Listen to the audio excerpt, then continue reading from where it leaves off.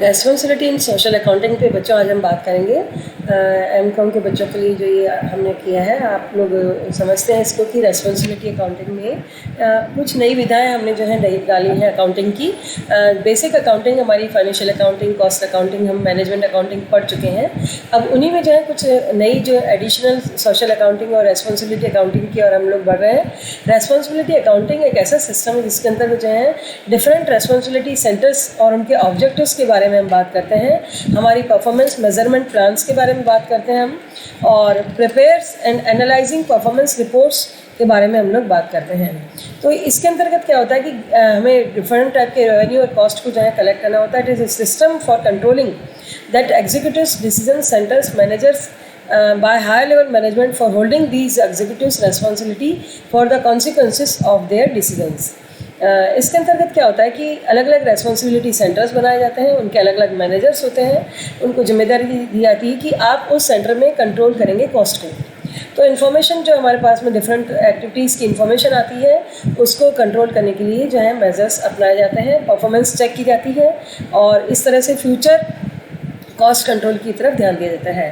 Responsibility accounting जो है इसके अंतर्गत every cost must be the responsibility of one respective person. मतलब आजकल जैसे कि हमने देखा है जापान और चाइना जो आगे बढ़ रहे हैं, उन्होंने क्या किया है कि कॉस्ट अकाउंटिंग पे बहुत ज़्यादा स्ट्रेस दिया है बच्चों। इसी कारण से आज वो इतना राइज कर पाए हैं।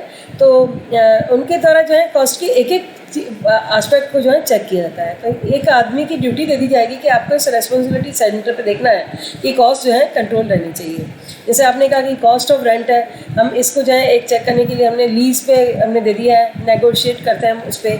While the cost of an employ salary is the responsibility of that persons direct head. तो मतलब ये अलग अलग एस्पेक्ट्स हैं। आपकी सैलरी अलग तरीके का एस्पेक्ट हुआ, रेंट एक अलग एस्पेक्ट हुआ, तो उनकी कॉस्ट को अलग अलग तरीके से जो है किया जाएगा। तो ये अलग अलग रेस्पॉन्सिबिलिटी डिसाइड की जाती है। तो ये जो है डिसीजन मेकिंग की एक कला है। इसके अंतर्गत मैनेजरल हेड्स होते हैं, डिपार्टमेंटल हेड्स होते हैं, सुपरवाइजर्स होते हैं, जो कि ऑपरेशनल डिसीजंस लेते हैं और वो डिसाइड करते हैं कि किस प्रकार से अकाउंटिंग की जाए। Assigning of responsibility, every individual in the organization is assigned some responsibility. हर आदमी को एक रेस्पॉन्सिबिलिटी है और वो अकाउंटेबल होगा, उसके लिए उसे वो काम करना होगा, उसे आइडेंटिफाई करना होगा रेस्पॉन्सिबिलिटी को, और रेस्पॉन्सिबिलिटी को शिफ्ट नहीं कर सकता। उसके बाद इम्प्रूवमेंट परफॉर्मेंस। तो assigning of task to specific person act as a motivational factor. The persons in charge for different activities know their performance will be reported to top management. They will try to improve their performance. तो ये होगा under the system of responsibility accounting full information is collected about cost and revenues. This data is helpful in planning of future cost and revenues. ठीक है, तो इस तरह से हम देखते हैं। डेलीगेशन एंड कंट्रोल, इसके अंतर्गत जो है अथॉरिटीज़ होती हैं, उनको पावर्स अथॉरिटीज़ को डेलीगेट किए जाते हैं और रेस्पॉन्सिबिलिटीज़ दी जाती हैं उन्हें हेल्प करती हैं कंट्रोल करने में। टॉप मैनेजमेंट के साथ मिलकर के जो है ये काम करते हैं। और इसको रेस्पॉन्सिबिलिटी अकाउंटिंग एक डिसीजन मेकिंग का हमारा टूल है, क्योंकि इसकी सहायता से हम मैनेजमेंट प्लानिंग करते हैं।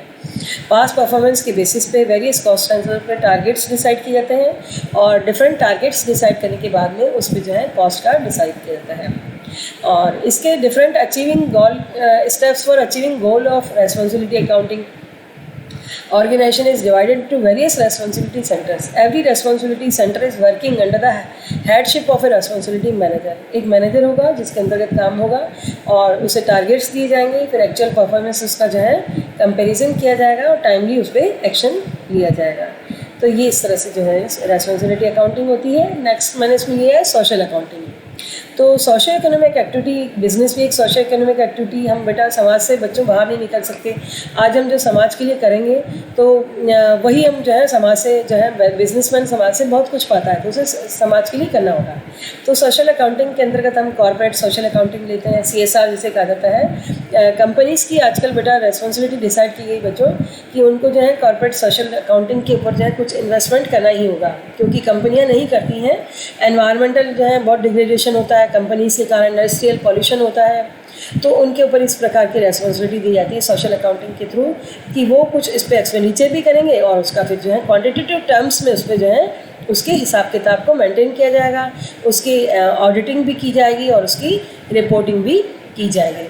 तो इसकी इम्पोर्टेंस हमारे लिए इस प्रकार से कि हाई लेवल का जब इंडस्ट्रियलाइजेशन होता है, जहाँ पर बहुत ज़्यादा इंडस्ट्रीज़ हैं, तो उनको जो है ये अपेक्षा की जाती है उनसे कि वो किस प्रकार से जो है अपना डिस्पोजल कर रही हैं, वेस्ट डिस्पोजल कर रही हैं, और किस प्रकार से जो है अपने बिजनेस में समाज को के जो है आवश्यकताओं को पूरा करते हुए आगे बढ़ रही हैं। जैसे कि कंपनियां जो आपने देखा होगा कि एनवायरनमेंट के लिए काम कर रही हैं, स्कूल एजुकेशन के लिए, हायर एजुकेशन के लिए काम कर रही हैं, तो उनको जो है साथ साथ समाज की कुछ लायबिलिटी भी दी जाती है कि आप ये भी काम करिए, क्योंकि जो उन्होंने बेनिफिट्स कमाए हैं, जो उन्होंने प्रॉफिट्स कमाए हैं, वो समाज की उसकी कॉस्ट पे ही कमाए हैं। तो इस तरह से उनको जो है देना पड़ता है। तो कुछ इसके फीचर्स हैं, इनकी कंपनी की सोशल रिस्पॉन्सिबिलिटी है ये, और इसमें जो है यूज़ ऑफ सोशल रिसोर्सेज करने के कारण उनकी जिम्मेदारी कंपनीज़ की ठहराई जाती है।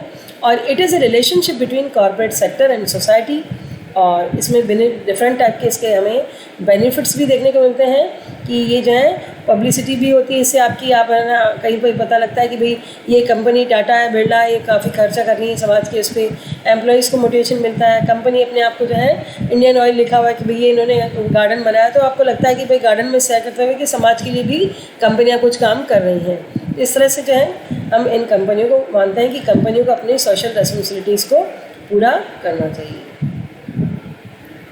धन्यवाद।